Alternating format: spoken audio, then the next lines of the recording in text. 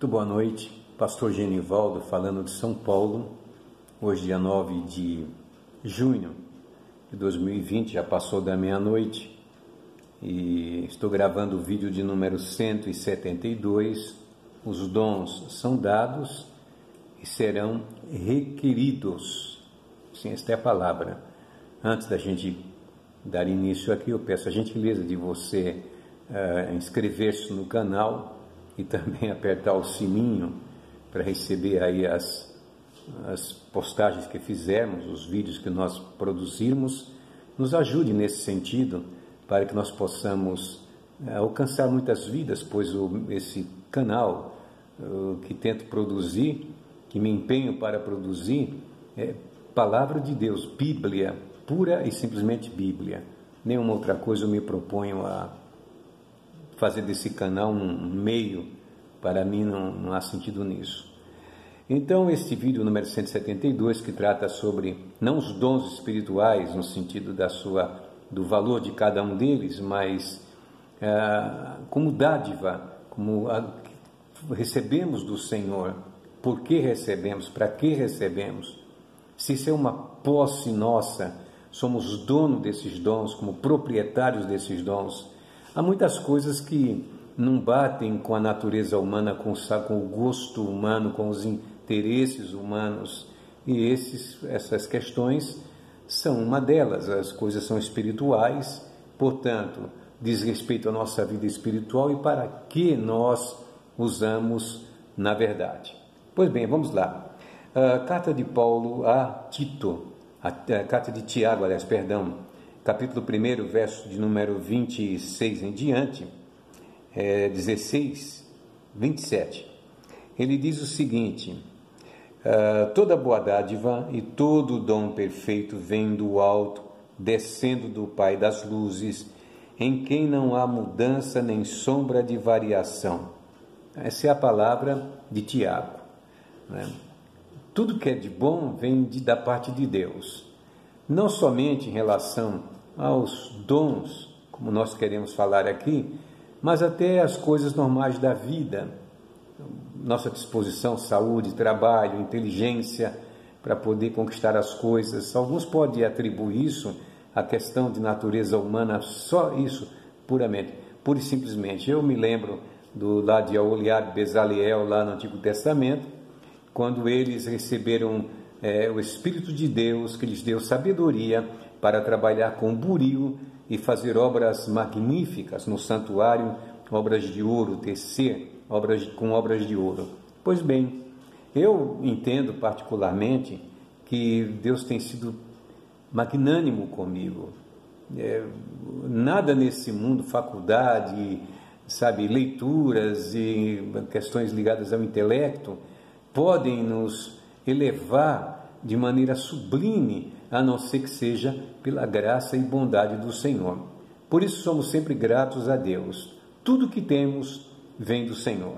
Pois bem, algumas pessoas, porque já me fizeram muitas perguntas assim, se uma pessoa que se desvia dos caminhos do Senhor, se essa pessoa continua retendo os dons espirituais, se pode profetizar, se pode ainda falar em línguas. Eu já vi coisas muito interessantes ao longo da vida, desses 55 anos de vida cristã e mais de 40, uns 40 de ministério. Já vi coisas muito interessantes, mas não convém comentar nesse momento. Eu quero ir direto ao ponto sobre essa posse dos dons espirituais, como nós devemos tê-los. Pois bem, nós sabemos que há 3 grupos de dons, né? Os dons espirituais, os 9 dons do Espírito Santo, que eu sempre chamo de ornamento da igreja, e que, em consequência disso, não se pode fazer qualquer tipo de alegação de que não temos mais, acabou, cessou lá com os apóstolos.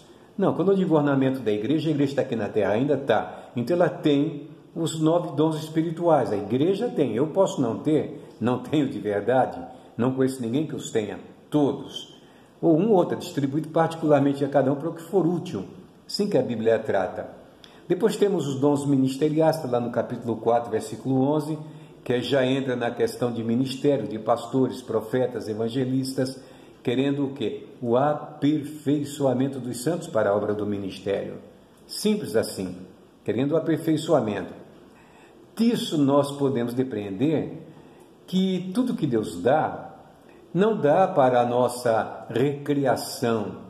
Ele não deu os dons espirituais para mim, por exemplo, se é que possuo alguns dons, não deu para mim para recriar a minha alma. Não, foi para instrumento.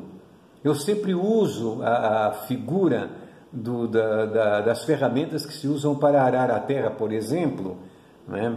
O enxadão e outras ferramentas, a pá, tudo serve para trabalhar a terra, cavucar a terra.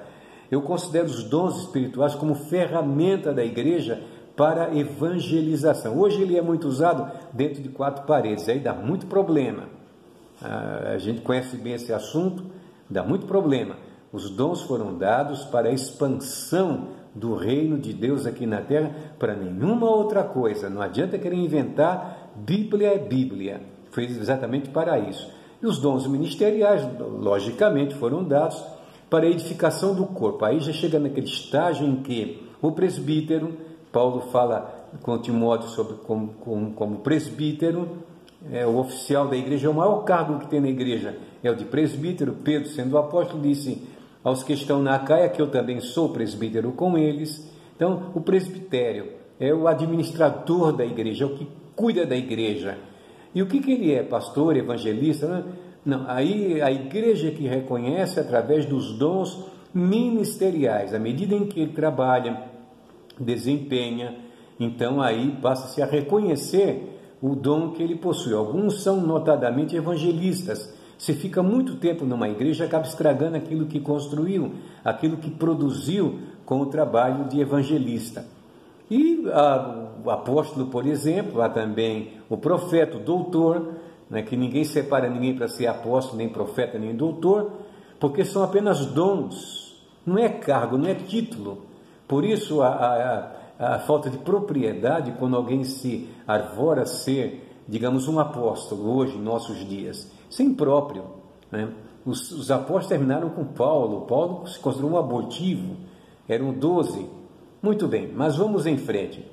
É sem arrependimento. Então alguns muitas vezes levam em conta o que está lá em Romanos 11, 29, quando o apóstolo diz: os dons e a vocação de Deus são sem arrependimento. Primeiro é preciso entender o que é arrependimento de Deus e arrependimento do homem. Quando nós fazemos alguma coisa para alguém, nos arrependemos, a vontade é ir lá e tomar de volta. Isso é o arrependimento do homem.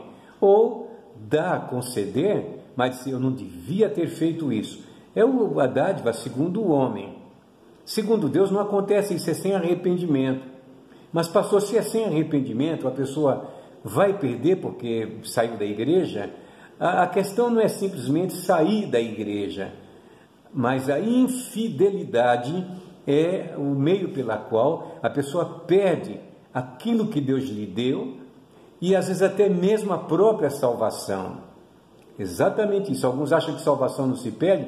Perde. Se houver infidelidade, certamente perde. Sabe por quê? A questão é muito simples. Quem vai transformar o nosso corpo abatido para ser semelhante ao de Cristo é o Espírito Santo. Se você entristece o Espírito Santo, se você permite que ele se vá da sua vida, como é que você pode preservar a sua salvação?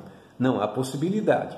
Então, no tocante aos dons, a mesma coisa também. Deus deu, mas deu no sentido de me tornar um proprietário dos dons para fazer o que eu quero? Não. Para fazer o que é necessário fazer, para construir vidas, edificar vidas, trazer vidas a Cristo. Mercantilismo não cabe, vaidade pessoal também não cabe nessa questão.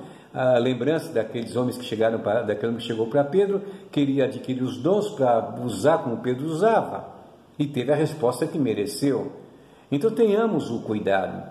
Se alguém se desvia dos caminhos do Senhor, se alguém perde o Espírito do Senhor pela infidelidade, e no Salmo 51, o salmista diz: Senhor, não retires de mim o teu Espírito Santo, torna a dar-me a alegria da tua salvação. São textos importantíssimos para a gente refletir sobre essa questão.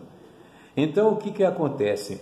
Você recebeu, preserve, guarde, porque você pode perder. Ah, mas se um dia eu me arrepender e voltar aos caminhos do Senhor, alguns já ouvi dizer o seguinte: não, então a pessoa está lá, Deus apaga o nome da pessoa no céu, de repente Deus repõe o nome da pessoa no céu.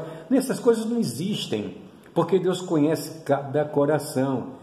Veja a parábola do filho pródigo. Ele foi para a terra distante e diz a Bíblia que ele perdeu tudo que tinha recebido do pai. Essa parábola também nos remete a esse pensamento. Foi e perdeu. Pôde recuperar, do dia que ele se levantou e disse: eu voltei com meu pai, vou dizer para ele: pai, eu pequei contra o céu e perante ti, eu não sou nem digno de ser chamado teu filho, mas me tem pelo menos como um dos teus jornaleiros. Porque ele sabia que o jornaleiro do pai tinha tudo, não faltava nada, assim como nós somos também jornaleiros do pai. Que Deus nos abençoe. Então não esqueçam, isso é um ensinamento importante que é da Bíblia. Tá? Pastor, o senhor aceitaria uma profecia de uma pessoa que está desviada, afastada dos caminhos do Senhor? Depende muito. Por que depende muito?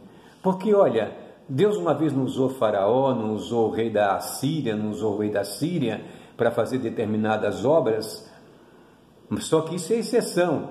E quando se trata de exceção, é com Deus, não é com o homem. Com o homem é a regra, é a Bíblia, é o que está escrito nela. Portanto, eu não posso aceitar, se uma pessoa tem uma vida destrambelhada lá fora no mundo, venha profetizar para mim. Primeiro eu quero ver se a profecia condiz com o que está na Bíblia. Edificação, consolação e exortação. Apenas isso. Não é para descobrir o futuro de ninguém, nem pecado escondido, coisa desse tipo, ainda que Deus possa revelar qualquer coisa nesse sentido.